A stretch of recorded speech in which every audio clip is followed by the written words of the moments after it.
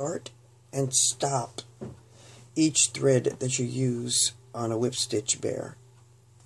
First, of course, you do pin the bear together at the crucial spots. I usually do the top here, just a simple pin at the like where the curves are and around the crotch area. Now, I would recommend an arm's length worth of thread. It keeps it from tangling. Right now I'm using a short thread to help out with the video. So you make your knot first at the end of your thread. You're using a double thread of size 10 crochet cotton. So you have your knot. Then you go to the bear here. And we start at the crotch area, and you don't go through both layers when you put the knot in. You stick it in through, like that.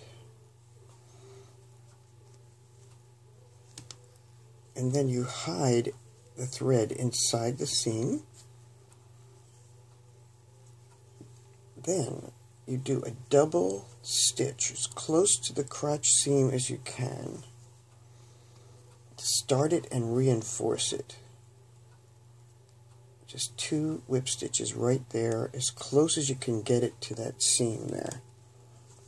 I didn't start it close to the seam, but I'm going to put the stitch there, very close to the seam.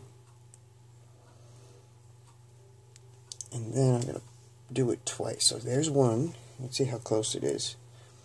Then do 2. And now that makes it strong and it won't fall out.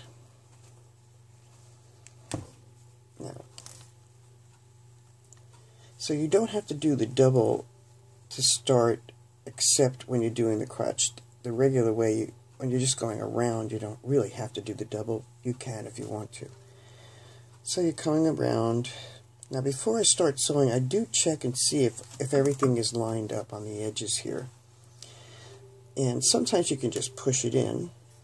Sometimes, like over here, it's so far out, like you can see the 2 layers are just not even, that you do have to trim it. Otherwise the bear will come out crooked. So you just trim away the extra fabric. So now it's even and you're going to be going and it will be just fine. So here we are back at the crotch again, ready to do the sew. So you start from underneath and you come up through both layers now. And you will continue around. This, if you do a string that's a double thread and it's an arm length long, you should get up to the arm. Right now, I'm just showing you quickly how to start and stop. Now, I'm only going to be able to do a few stitches. It's pretty a short thing. And if you do only have a little thread, you can just do it that much. Now, here I am. I'm starting to get towards the end there. You can see I could probably get maybe 1 more stitch out of it. Okay, now it's time to end. So when I go to end, I start the stitch, but I don't completely pull through the whole loop. I leave a little bit of a loop here. So here I am pulling. Now see that little tiny loop there? You're going to put your needle through that loop, and that makes a lock stitch. You'll do 1 more just on top of it, just to make sure it doesn't fall out later. In the same spot.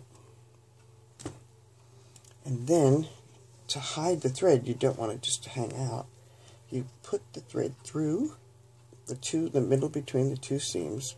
Pull the thread up anywhere you like here. And then,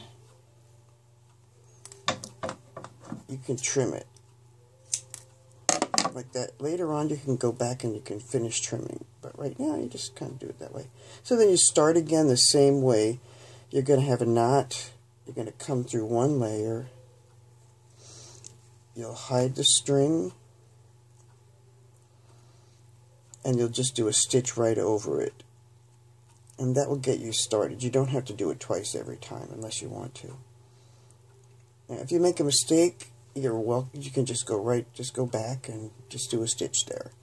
You don't have to worry about taking out the stitches if you miss a stitch. Just go back and do it. Okay? Have fun. Now it should end up looking like, let's see, do I have one done? Should. Well, this is a different color, but you can see when you get all the way around, everything is even. Under the arms, you've done a little extra work there. Make sure it's nice and tight, but the whole thing comes out like that, and it's really cute.